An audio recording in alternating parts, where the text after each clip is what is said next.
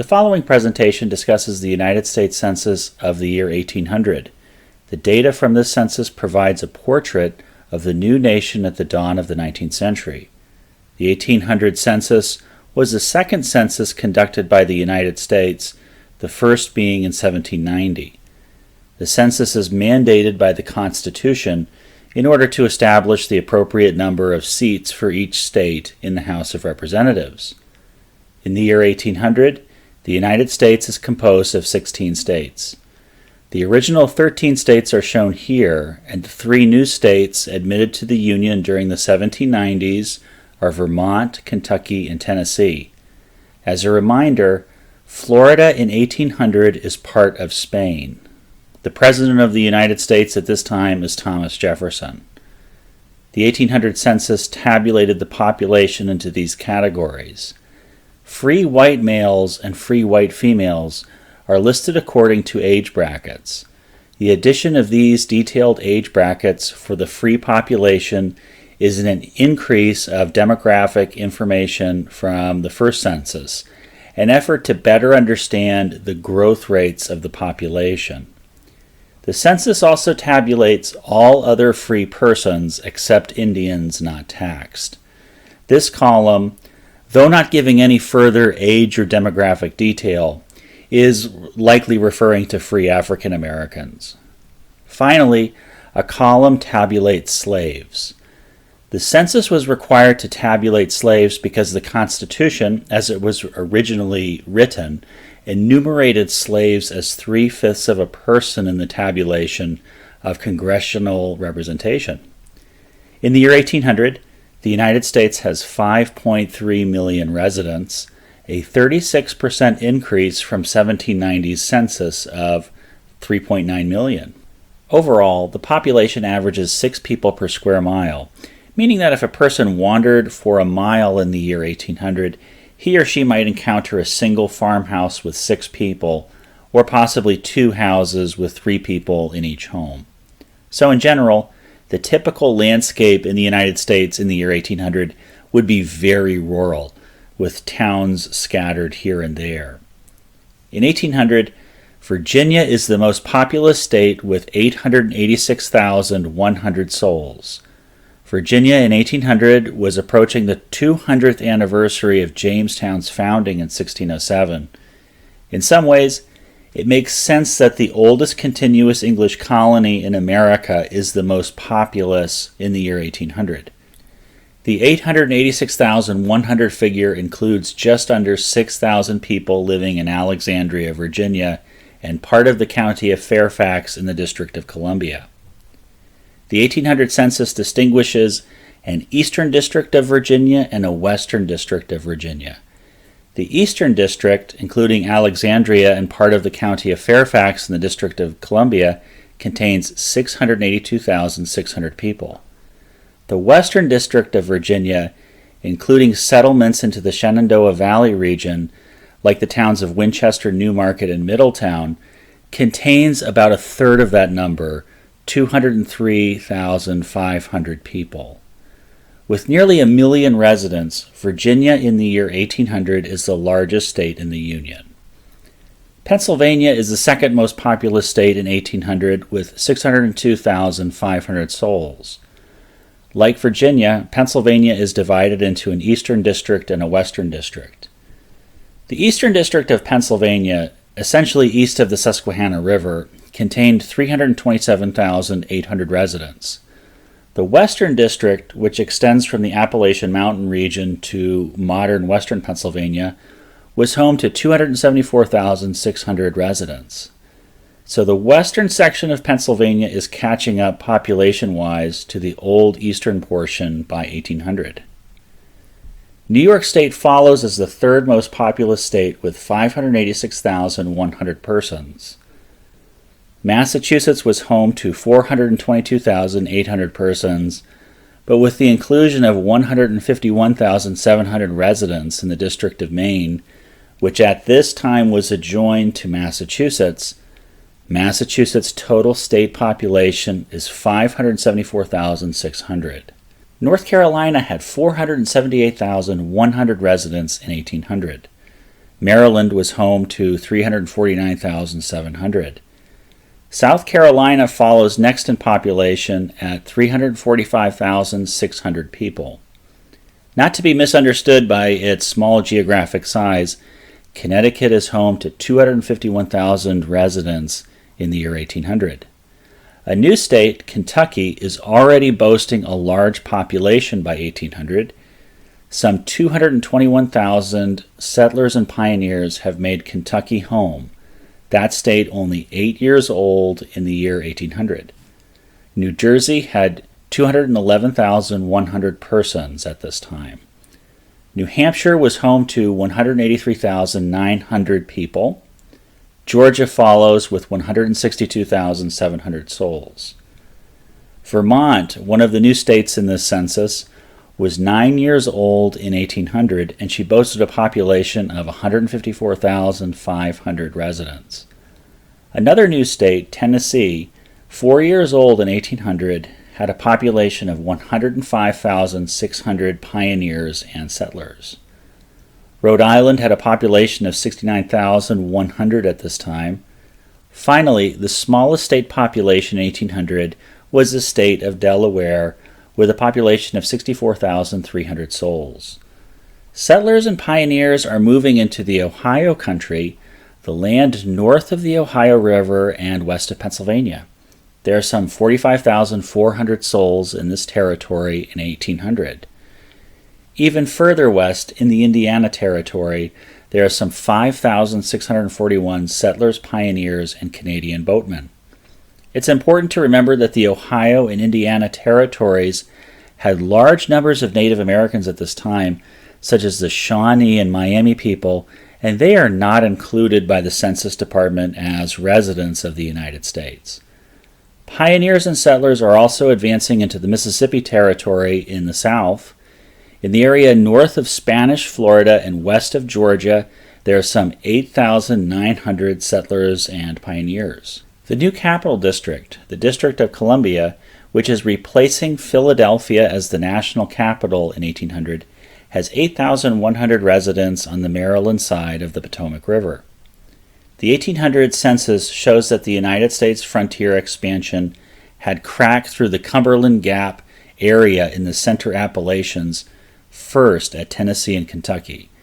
Large populations of settlers and pioneers passed here before those in the Ohio Territory in the north and the Mississippi Territory in the south. The United States had, by standards of the early 19th century, significant urban centers by 1800. It's important to remember that what would be considered a large city in 1800 was much smaller than what we would consider in modern times. A collection of even a few thousand people would be a large town in 1800. In other words, a very small town today would be considered a large town in 1800. New York City has overtaken Philadelphia as the largest city in the United States with 60,500 residents in 1800. Philadelphia, Pennsylvania, in its last year as the nation's capital, is the second largest city in the country with 41,200 residents. Baltimore, Maryland is the third largest city in the nation with 26,500 residents in 1800. Boston, Massachusetts had 24,900 souls in 1800. Charleston, South Carolina has a population of 18,800, the South's largest city by far. Salem, Massachusetts, just north of Boston, had 9,500 residents. Providence, Rhode Island, counted 7,600 residents in 1800. Livingston, New York, has 7,400 people. Norfolk, Virginia, the largest city in the most populous state, has a population of 6,900. Newport, Rhode Island, another big city in Rhode Island, counted 6,700 souls. Christiana, Delaware, once part of 17th century New Sweden, had 6,300 people in 1800. Cambridge, New York, had 6,200 people. Richmond, Virginia, had a population of 5,700. Hartford, Connecticut, is home to 5,300 people in this time. Portsmouth, New Hampshire, had 5,300 souls as well in 1800. the same size as Albany, New York at this time. Savannah, Georgia has 5,100 souls, one of the larger cities in the South.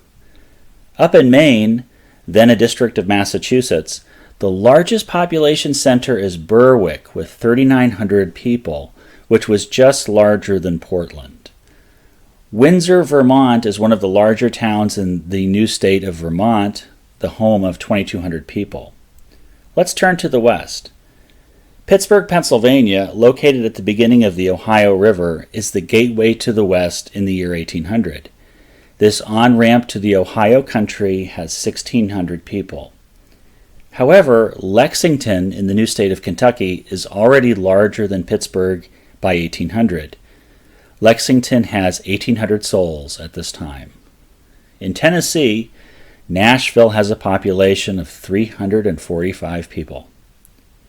In western Virginia, in the Shenandoah Valley, the town of Newmarket, Virginia has 290 people, a good example of the scale of a western Appalachian town at this time. In 1800, the United States is already stretching to the Mississippi River.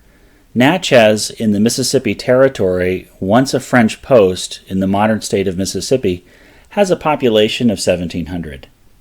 We can see a major social difference between the North and the South in the size of the population centers. Already in the year 1800, northern economies are focusing around centralized towns and cities, while in the South the population is more scattered across the counties. For example, Wilmington, North Carolina, an important port in that state, had a population of 1,700. Even smaller, Raleigh was a newer city in the year 1800, but it was nevertheless the state capital. Its population at that time was 669. However, North Carolina had robust county populations. Across Wake County, where Raleigh is located, there is a population of 12,800. One of North Carolina's larger towns is New Bern, with a population of 2,500, a town size that would be common in New York State.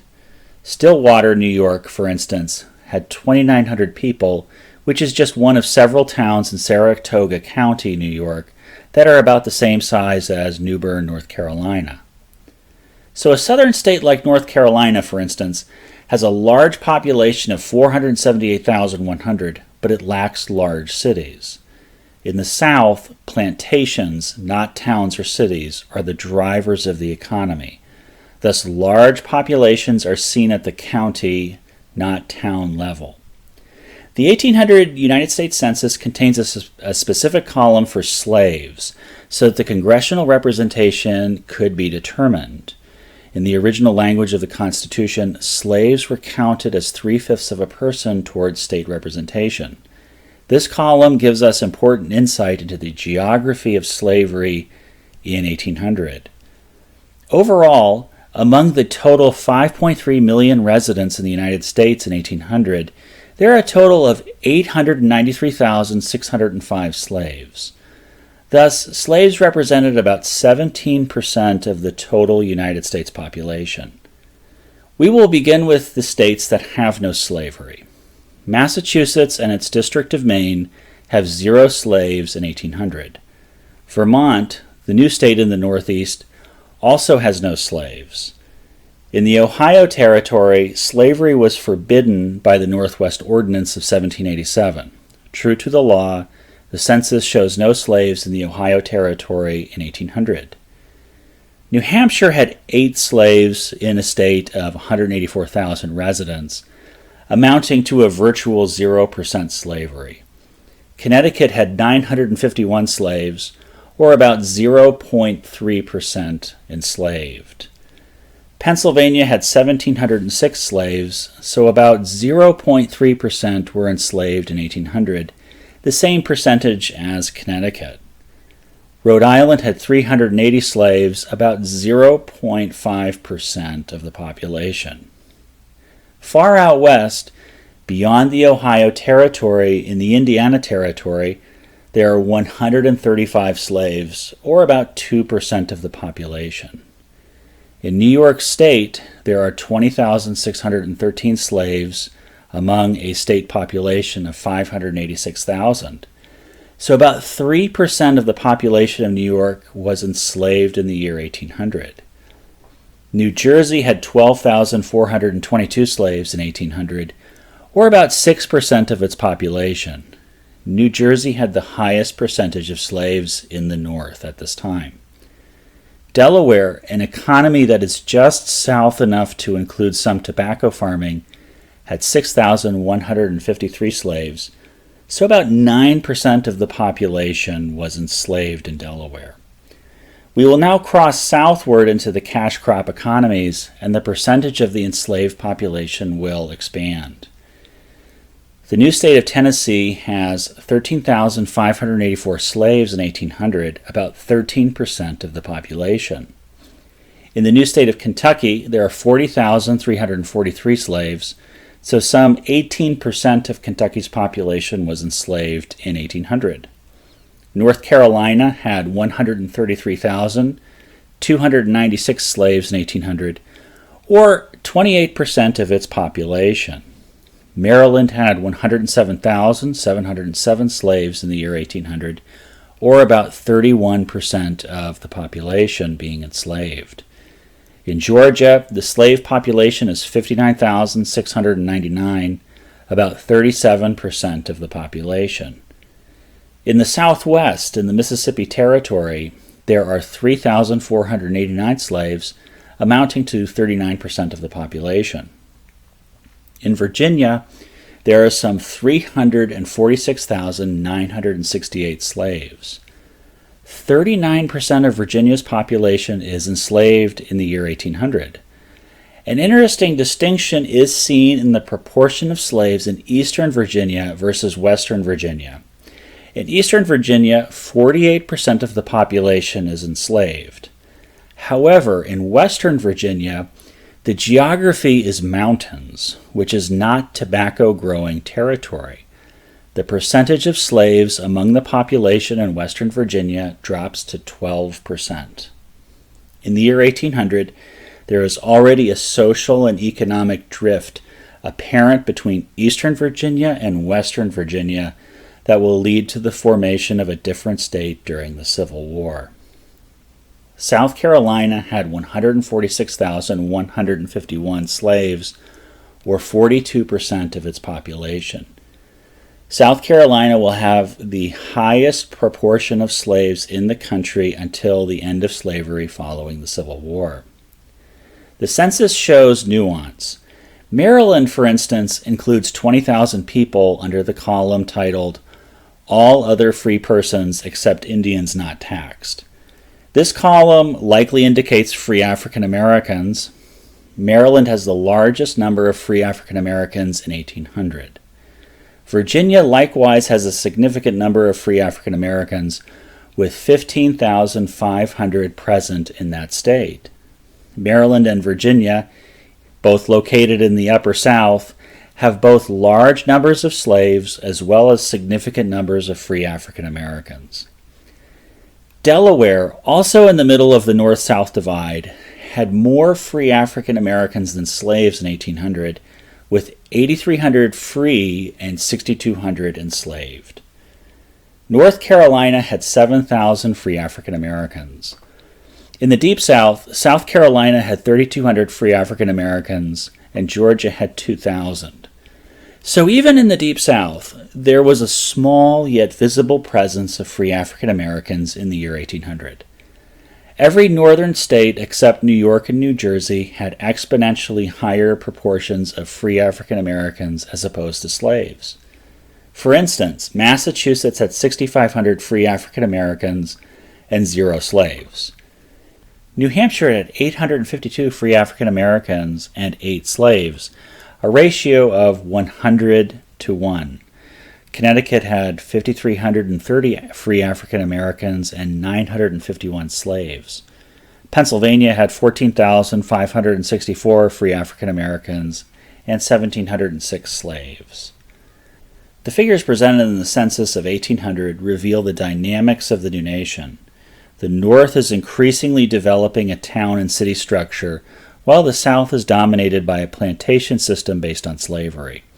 Another feature is the addition of new states, Vermont, Tennessee, and Kentucky. By 1800, westward expansion has already reached the Mississippi River in the Southwest. Meanwhile, above the Ohio River, the Ohio and Indiana territories are becoming increasingly populated by settlers and pioneers. In 1776, Thomas Jefferson wrote the Declaration of Independence. 24 years later, in the year 1800, Thomas Jefferson is the president of that new nation.